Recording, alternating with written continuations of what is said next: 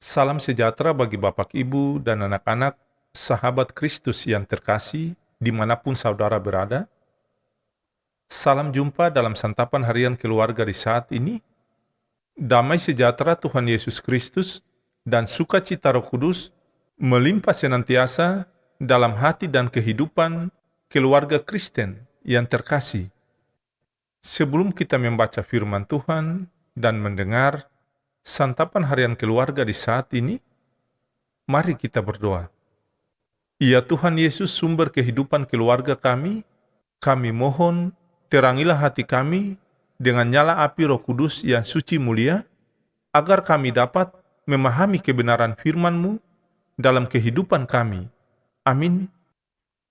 Sahabat Kristus yang terkasih, pembacaan firman Tuhan di saat ini terambil dari 1 Raja-Raja pasal 21, ayat 17 sampai ayat yang ke-29. Demikian bunyi sabda firman Tuhan.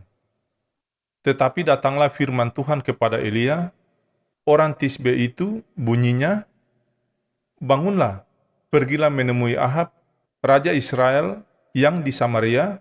Ia telah pergi ke kebun anggur Nabot untuk mengambil kebun itu menjadi miliknya.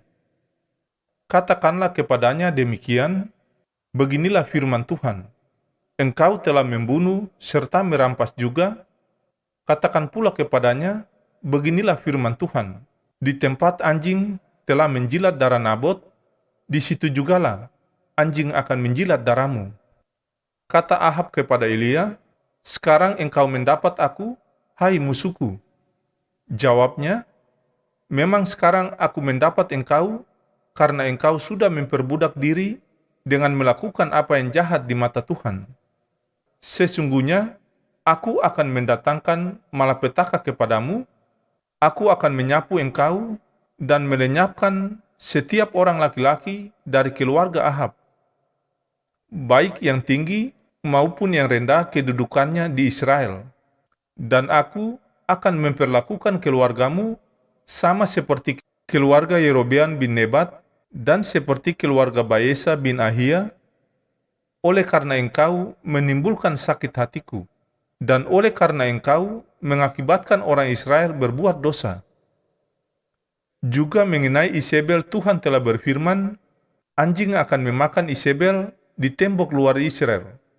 Siapa dari keluarga Ahab yang mati di kota akan dimakan anjing, dan yang mati di padang akan dimakan burung di udara.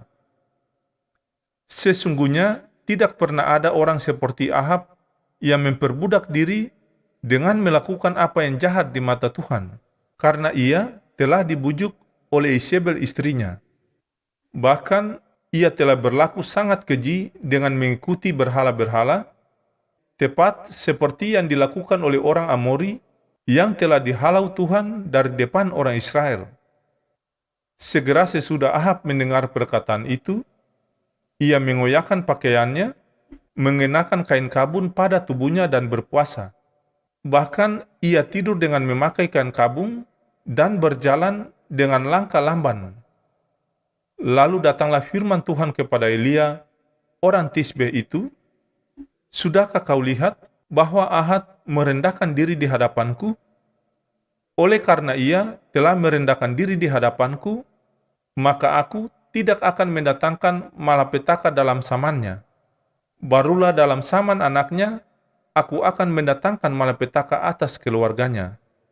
Demikianlah sabda firman Tuhan di saat ini. Berbahagialah keluarga Kristen yang mendengarkan firman Tuhan dan menaatinya. Amin. Sahabat Kristus yang diberkati dan dikasihi oleh Tuhan, santapan harian keluarga di saat ini berjudul, "Bertobatlah dan balik kepada Allah."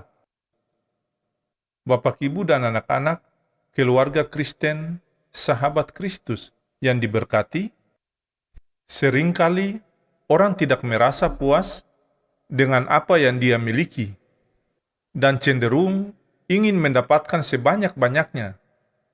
Untuk mendapatkan semua keinginannya, dia pun rela mengorbankan orang lain. Sifat seperti ini terlihat dalam kehidupan Raja Ahab dan istrinya Isabel. Sebagai seorang raja, Ahab sudah memiliki banyak kekayaan, tinggal di istana, dilayani oleh para pelayan, dan semua keinginannya pasti terpenuhi.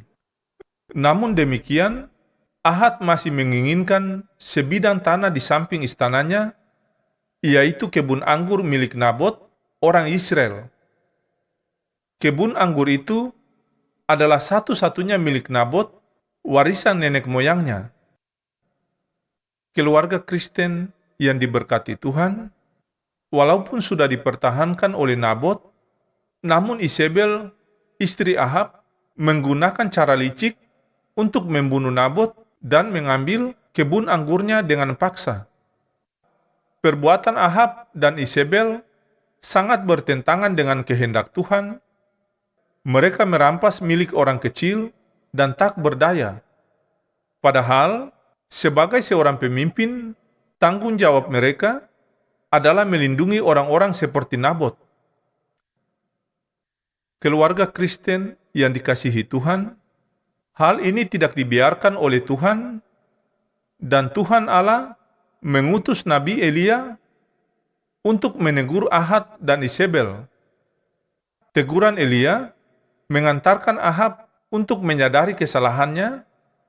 Dikatakan bahwa Ahab menyadari kesalahannya, ia mengoyakkan pakaiannya, memakai kain kabung, berpuasa, dan merendahkan diri di hadapan Tuhan. Keluarga Kristen yang diberkati dan dikasihi Tuhan, melihat sikap Ahab, Tuhan Allah mengampuni dia dan menyelamatkan hidupnya. Pengampunan Allah selalu diberikan kepada setiap orang yang mau bertobat dan berbalik kepada Allah, merendahkan diri dan menyesali semua kesalahannya. Keluarga Kristen, jika saat ini terantuk dan jatuh dalam perbuatan salah, tidak ada kata terlambat, bertobatlah dan balik pada Allah. Dia pasti mengampuni kita dan menyelamatkan kehidupan kita. Ya Tuhan, ampunilah segala salah dan dosa kami, dan tuntunlah kami ke jalan yang benar.